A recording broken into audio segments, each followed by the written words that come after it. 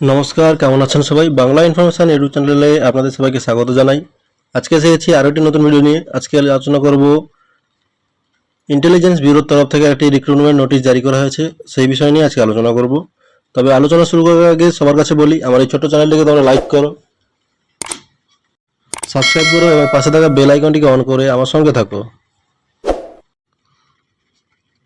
তো প্রথমেই আমরা এখানে দেখতে পাচ্ছি intelligence bureau, ministry of home affairs, government of India. তো তাদের তরফ থেকে একটি রিক্রুটমেন্ট নোটিশ জারি করা হয়েছে, সেটা হচ্ছে সিকিউরিটি অ্যাসিস্ট্যান্ট এক্সিকিউটিভ এক্সামিনেশন 2025। তো কোন কোন সেকশনের জন্য, ব্যুরোর জন্য কতগুলি ভ্যাকেন্সি রয়েছে এটা দেখে নেব।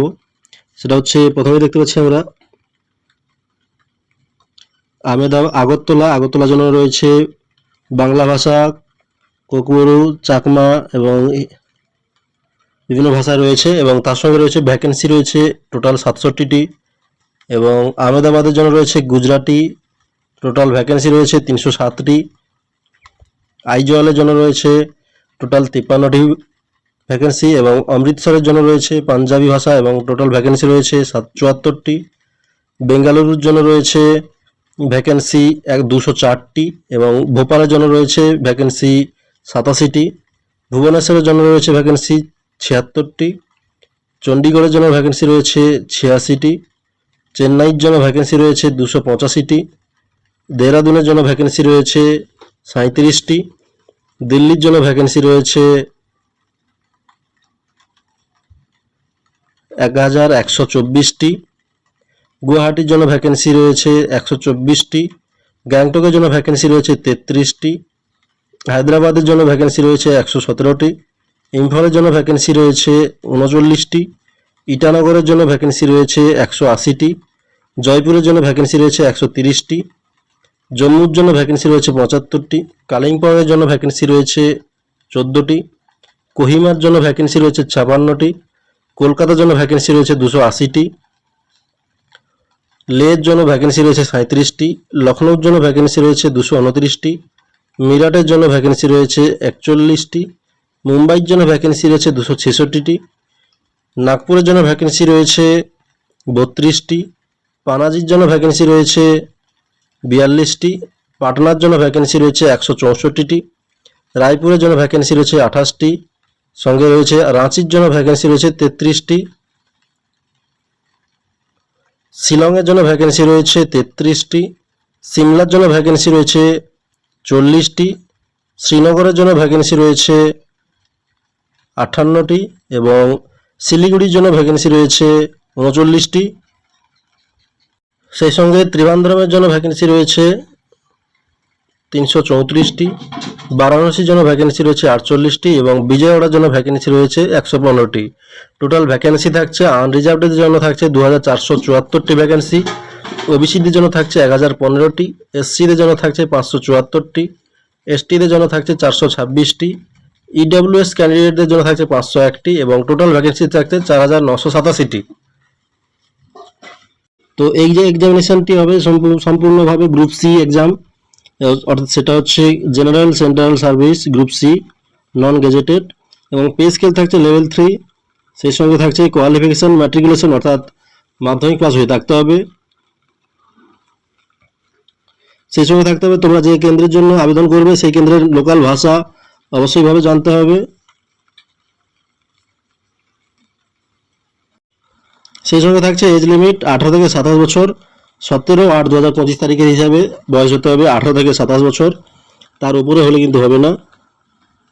সেই সঙ্গে বলি এসসি এসটি এবং ওবিসিদের জন্য এবং ইডব্লিউএস ক্যান্ডিডেটদের জন্য যথারীতি সরকারি নিয়ম অনুযায়ী বয়সের ছাড় থাকবে। সেই সঙ্গে আসন সংখ্যাতেও সুরক্ষিত বা রিজার্ভেশন থাকবে, এবং প্রশ্ন হবে 100 মার্কের 1 ঘন্টা এমসিকিউ টাইপ টায়ার 1 পরীক্ষা। তারপর টায়ার 2 এর পরীক্ষা হচ্ছে রিটেন এক্সাম ডেসক্রিপটিভ টাইপ 50 নম্বরে, সময় থাকবে 1 ঘন্টা। তারপরে থাকছে ইন্টারভিউ বা পার্সোনালিটি টেস্ট, সেটা হচ্ছে টায়ার 3, সেটাতে কোনো সময়সীমা নেই, সেটাতে মার্কস থাকছে 50 মার্কস। লেভেল টায়ার 1 এর পরীক্ষায় থাকবে যে সমস্ত বিষয়, সেটা হচ্ছে general awareness, quantitative aptitude, numerical aptitude, English language and general studies, এবং নেগেটিভ মার্কিং রয়েছে প্রতি 4টি ভুলের জন্য 1 নম্বর করে কাটা যাবে প্রাপ্ত নম্বর থেকে। বিষয়টি মাথায় রাখতে হবে, একদম নেগেটিভ মার্কিং রয়েছে, প্রতি 4টি ভুলের জন্য 1 নম্বর করে প্রাপ্ত নম্বর থেকে কেটে নেবে। তো এই সমস্ত এক্সামিনেশনগুলি সম্পূর্ণ যে সমস্ত স্টেটের জন্য তোমরা আবেদন করবে সেই সমস্ত স্টেটের যে পপুলার সিটিগুলো রয়েছে একদম সেই সমস্ত স্টেটেই পরীক্ষা হবে। সম্পূর্ণ 3টি টায়ারে পরীক্ষা হবে। প্রথম টায়ারে হবে 100 নম্বরের প্রশ্ন, তারপরে হবে টায়ার 2তে হবে 50 নম্বর এবং টায়ার 3তে হবে 50 নম্বর। এই এক্সামিনেশনের জন্য অনলাইন আবেদন শুরু হয়ে গেছে 26/7/2025 তারিখ থেকে, এবং আবেদন প্রক্রিয়া চলবে 17/8/2025 তারিখ পর্যন্ত। অর্থাৎ এই পরীক্ষার আবেদন প্রক্রিয়া ইতিমধ্যেই শুরু হয়ে গেছে। 26/7/2025 তারিখ থেকে আবেদন প্রক্রিয়া শুরু হয়ে গেছে এবং আবেদন প্রক্রিয়া চলবে 17/8/2025 তারিখ পর্যন্ত। এখানে একটি গুরুত্বপূর্ণ বিষয় দেখতে পাচ্ছি, সেটা হচ্ছে এক্সামিনেশন ফি। এক্সামিনেশন ফি থাকছে 100 টাকা এবং রিক্রুটমেন্ট প্রসেসিং চার্জেস থাকছে 550 টাকা। এবং এখানে দেখতে পাচ্ছি ক্যাটেগরিতে অল ক্যান্ডিডেটদের জন্য রিক্রুটমেন্ট প্রসেসিং ফি দিতে হবে 550 টাকা এবং এক্সামিনেশন ফি হিসাবে দিতে হবে 100 টাকা, অর্থাৎ 650 টাকা তোমাদেরকে পে করতে হবে পেমেন্টের সময়। এবং সেই সঙ্গে দেখতে পাচ্ছি SC ST এবং অন্যান্য ক্যান্ডিডেট যারা রয়েছে সবাইকেই 550 টাকাটা পেমেন্ট করতে হবে এবং SC এবং STদের জন্য শুধুমাত্র 100 টাকাটা পেমেন্ট করতে হবে না, বাদ বাকি 550 টাকাটা অবশ্যই পেমেন্ট করতে হবে। প্রসেসিং ফি যেটা রয়েছে সেটা অবশ্যই পেমেন্ট করতে হবে।